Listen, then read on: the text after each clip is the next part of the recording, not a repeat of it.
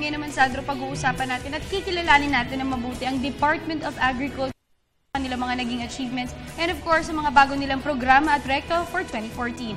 So let us all welcome our very special guest this morning, Secretary po ng Department of Agriculture, Secretary Proceso Alcala. Good morning, sir. Magandang umaga sa inyo, Sandro. Magandang umaga po sa tagapanood po natin. Yes. At ito, Secretary, alam natin na kumbaga ang 2013 ay nagkaroon tayo ng mga trials sa ating departamento. Pero marami rin po tayo naging achievements. Alam natin na nagkaroon nga rin po tayo ng awarding para sa mga kakaibang mga nag-excel ng mga magsasaka sa ating bansa. So maaari po ba natin pag-usapan ng the year that was para sa ating departamento? Okay. Actually po, medyo malungkot po tayo dahil hindi ko po na-hit yung pinapangako natin na 100% sufficiency ng after 2013. Ngunit nahagip pa rin po natin yung highest ever yield ng palay production for 2013.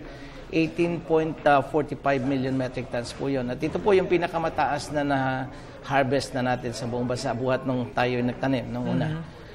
Although ganyan po, gusto ko lang pong ipaalala sa tagapanood natin na remember when we started in 2010, 80 lang po ang sufficiency level natin. But ngayon po, inabot na tayo ng between 95.5 to 97% ang sufficiency level. Kung hindi po siguro gawa ng bintana, tamaan po yung Central Luzon, baka po na-hit natin talaga yung sufficiency plus kasunod na po itong Yolanda. But pagdating po naman sa corn, we used to import a lot po ng corn, mga around 28 billion worth na corn every year. But this year, last year po, halos naging sufficient po tayo. So imagine, instead of us buying corn sa labas ng bansa, hindi na po natin naging problema itong corn sa atin. But meron po tayong mga bagong produkto na before the end ng year, naiayos po natin. We shifted the first export po ng Peking duck. Peking duck? Opo, Peking duck to Japan. Nakapag trial shipment po tayo last December 29. Nandun na po yung produkto. And we hope na this month of March, yung next shipment ay pwede na po nating maisagawa. Ito po, imagine na dito po, grown po natin dito itong Peking duck at in-export po natin sa Japan. And we are looking maaring pong hanggang sa Middle East ay makapagpadala po tayo nito. Later on po.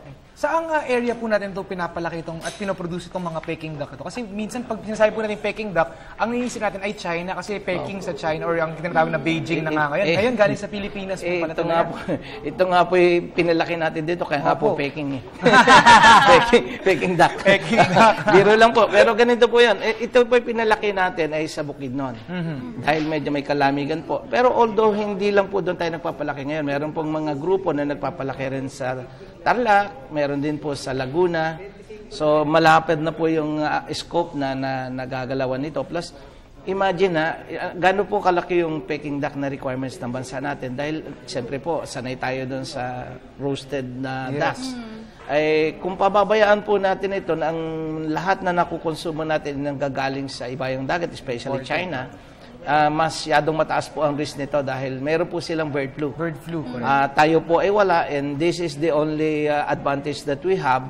Kaya po 90% ng chicken yakitori po to Japan is being from the Philippines. And last December din po, nabigyan na po tayo ng karapatan ng South Korea to export our whole chicken to South Korea. So, yun po yung mga maliliit na ngunit malaking bagay na nagawa po natin sa kagawaran ng nakaraang taon. Actually po, we have lowered the importation cost ng mga agricultural products last year at nakapag-improve po tayo ng mas mataas po yung ating export sa mga agricultural products last year. So, Secretary, nakita natin ang dami na rin talaga naging achievements ng Department of Agriculture last year. So, ano po yung mga ginagawa natin to maintain at ano po yung ginagawa natin para mas ma-improve pa itong mga plano at naging achievements nung DA noong 2013? Actually po, yung pong pagbibigay ng mas magandang facilities tsaka po mas mahigpit na pagpapalabas ng permits doon po sa export products po natin. Kagaya po ng ating banana. Remember, nangyari po sa atin sa China noon before na nahanapan tayo ng butas. This time, kabilin-bilinan ko po doon sa ating mga tao doon sa China. wag magbibigay ng permit kung talagang hindi dumaan sa masusing paglilinis itong ating mga bananas. Actually, ngayon po, bananas, grabe po ang taas. Remember, kung tinamaan po tayo ng Pablo noong 2012, Yes. yung pong mga areas na ito na tinamaan ng Pablo ay nag-harvest na po uli ng bananas. Wow. And ito po ay malaki po yung requirement sa atin. I think in some areas in Davao po, mayroon pong bumibili ng $7.50 to $8 per carton. Samantalang datihan po ito, $4 lang per carton.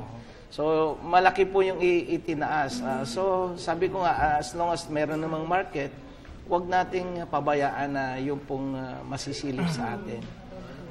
Magagawa pa po muli ng iba natin. So, talagang pag tinatakpo natin yung quality ng Philippine fruits nandyan, talagang pwede po nating tayuan. Yes.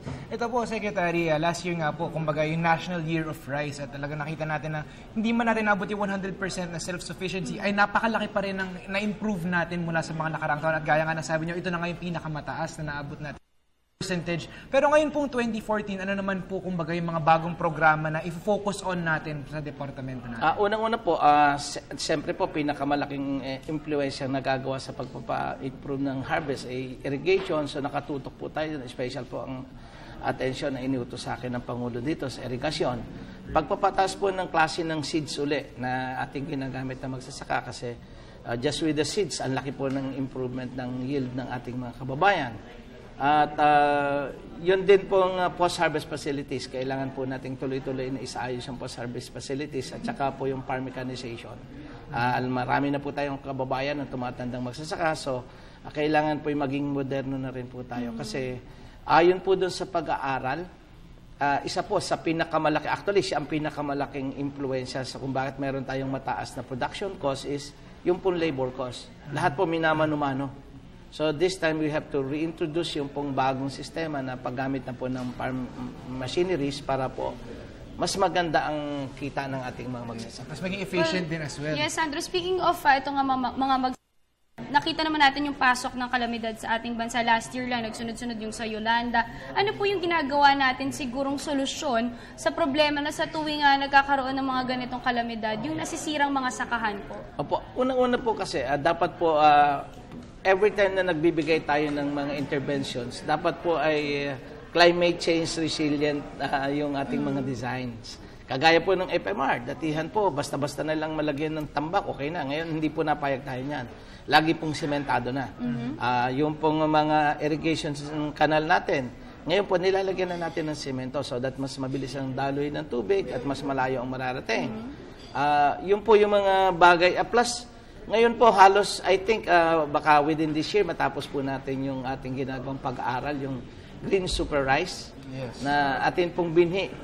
Remember, ngayon po, ang nakaraang mga ilang panahon, nakalampas po tayo ng, meron tayong drought tolerant, meron tayong submarino type o na pwedeng ilubog ng 2 linggo, pwede pang mabuhay at pag-anihan. Meron yung drought tolerant naman po, talagang sobrang init, andyan siya. May saltwater intrusion, pwede rin siyang mabuhay. Pero kanya-kanyang seeds ito. This time with the Green Super Rice, ito po ay lahat ng kagalingan na ito plus I think may 2 sakit pa po, yung tunggro at saka blight yata yun. 2 sakit po ng palay ay hindi siya tatamaan. So ito po kaya ang tawag namin Green Super Rice ay talagang iisa na lang klase ng seeds ang ating i-develop at i-stock. So whatever is the situation, lagi pong panlaban yung ating, protektado po yung ating mga magsasaka. Ito po sir, kumbaga nabalik nga tayo sa usapan ng rice. Alam natin na kumbaga isang malaking problema nga sa ating bansa ang rice smuggling nga po. At kanina po sa ating kwentuhan ay nabanggit nga po natin yung mga rice cartel pero which was significantly not cut down na po. Kumbaga nagawa na natin ng solusyon yung sa rice cartel. Pero yung rice smuggling po, kamusta na po ba ang ating situation about it? Actually po, ako po ay lubos na nagpapasalamat sa Bureau of Customs kasi this time talaga pong binibigyan nila ng special attention ito at tinutulungan po ang kagawaran kasi at the end of the day, gawin namin, daig pa po nitong 3 bagyo kung yung smuggling ay tuloy-tuloy na dadaloy po sa ating bansa. Yes. At isa pa rin pong pinakamaganda ito pong Bureau of Customs ay magbibigay na po sa amin ng inward-forward manifest na hindi pa nadating yung barko, alam na po namin kung ano yung klaseng laman na nanggaling po sa ibayong dagat. Plus, pero at the end of the day po, katulad na binabanggit ko sa inyo, ang kailangan pa rin po natin para mapatigil yung smuggling is mapababa po yung production cost dito sa bansa natin. Kasi kung hindi po natin mapababa, lagi pong yung invitasyon para sa mga smugglers ay nandyan. Kasi mataas yung selling price dito, mababa yung kuha sa labas. So, mangyayari po talagang andyan yung risk, tinatayaan nila. Pero kung if we can lower the production cost, so nandyan po yung kanilang presyo, hindi po siya makikipag-compete po tayo. Pero for the benefit of our viewers, Secretary, ano bang epekto or masamang epekto ng rice smuggling sa ating agrikultura? Unang-una po, ang nakikinabang po nito is yung pong farmers ng ibayong dagat. Against samantalang kung na-encourage natin ang mga magsasaka natin, sila po yung Remember in 2010, ang binayadan po natin sa importation ng ating bigas is 68 billion pesos. 68 billion. Samantalang itong nakaraan taon po, nasa 12 billion pesos lang po ang binayaran natin for importation. That means yung difference sa pagitan nito ay ginamit po ng ating mga traders pambili sa ating kapwa Pilipino. So umikot po ito sa ating ekonomiya. Okay. At yun nga po, sir, ngayon naman po, ano po mga things for us to look forward to? Like, alam na rin natin na, kumbaga, yung tulong na naibigay niyo sa mga naging biktima ng Yolanda, namigay rin po kayo ng mga seeds sa kanila para po sila yung makapagsimula ulit. And we understand na nagbigay rin po tayo ng mga bangka. Opo, actually po, ang tinitingnan po ng Department of Agriculture dito, unang-una po, ito po yung utos ng ating mahal na Pangulo, ano po, is kung paano namin mabigyan sila ng sustainable na tulong. Hindi yung pagkatapos nilang humanay, o andyan na naman sa isang linggo o after 2 weeks. Yung pong magbabangka na lang, unang-una po, more than 6,000 na po yung na-distribute, nasa 7,000 na po pala, yung pong na-distribute natin na para sa repairs ng bangka. May ano po bang meron kayo? Meron daw po silang maunayan o yung pang-ilalim ng bangka. So, pinadadala natin ng plywood, epoxy, yung pako, tsaka pintura. So, tapos labor nila ay equity.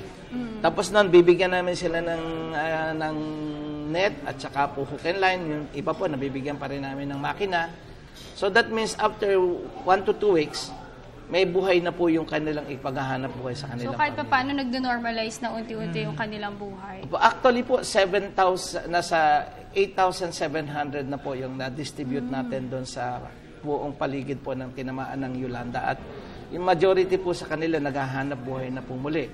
Pati po crab pots, nagbibigay tayo. Plus, alam nyo naman po dyan sa probinsya, yung mangingisda, yun na rin yung nagbubukid pag minsan pagtaglakas.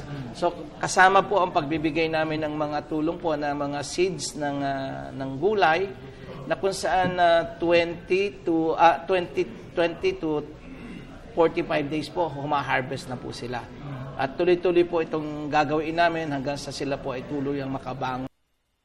Kahit po yung nasa ilalim ng niyugan din or yung pong coconut farmers, tuloy po ang tulong natin dyan dahil kung hindi po natin lilinisin, hindi rin sila makapaghalaman.